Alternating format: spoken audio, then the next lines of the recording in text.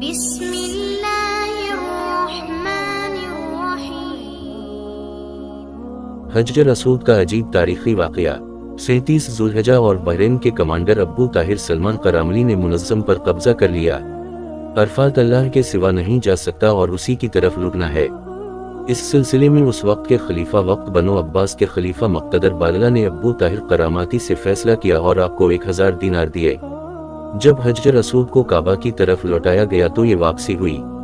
339 دو چشمہ میں گویا 22 سال سے خانہ کعبہ حجر اسود سے خالی تھا۔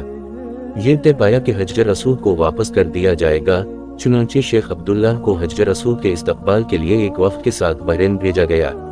کہا جاتا ہے کہ جب بحرین کے حکمران شیخ عبداللہ بحرین پہنچے، لم نے ایک تقریب کا اہتمام کیا جس میں حجر اسود کو اس کے حوالے کیا جائے گا، چنانچہ اس کے لیے ایک خوشبودار غلاف سے ایک پتھر نکالا گیا۔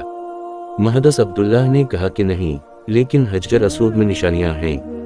اگر یہ پتھر اس معیار پر پورا اترتا ہے تو یہ کالا پتھر ہوگا اور ہم اسے لے لیں گے۔ پہلی نشانی یہ ہے کہ یہ پانی میں نہیں ڈوبتا۔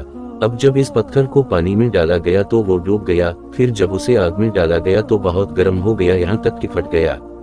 اس نے کہا کہ یہ ہمارا کالا پتھر نہیں ہے، پھر ایک اور پتھر نکالا گیا اور اس کے ساتھ ہی یہی عمل کیا گیا اور اسے پانی میں ڈبو کر آگ پر گرم کیا گیا۔ آپ نے فرمایا کہ ہم اصلی حجر اسود کو کھولیں گے۔ پھر اصلی کالا پتھر لا کر آگ میں ڈالا گیا۔ جب وہ گیا تو ٹھنڈا نکلا، پھر اسے پانی میں ڈالا گیا، وہ پھول کی طرح پانی پر تیرنے لگا۔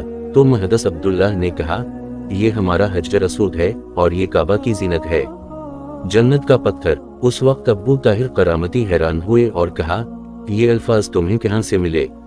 محدث عبداللہ نے کہا، ہمیں رسول اللہ صلی اللہ علیہ وسلم سے یہ کلمات موصول ہوئے ہیں کہ حجر اسود پانی میں نہیں ڈوبے گا اور نہ اسے آگ سے گرم کیا جائے گا۔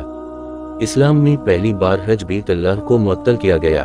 یہ ابو طاہر قراماتی ہی تھے جنہوں نے حجر اسود کو خانہ کعبہ سے باہر نکالا اور اپنے ساتھ بحرین لے گئے۔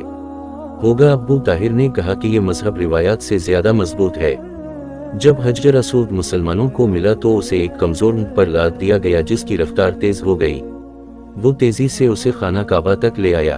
اس وٹنی کو بڑی طاقت ملی کیونکہ حجر اسود اپنے مرکز بیت اللہ کی طرف بڑھ رہا تھا، لیکن جب اسے خانہ کعبہ سے باہر نکالا گیا، اگر وہ اسے بحرین لے جاتے تو جس اونٹ پر لادا جاتا وہ مر جاتا۔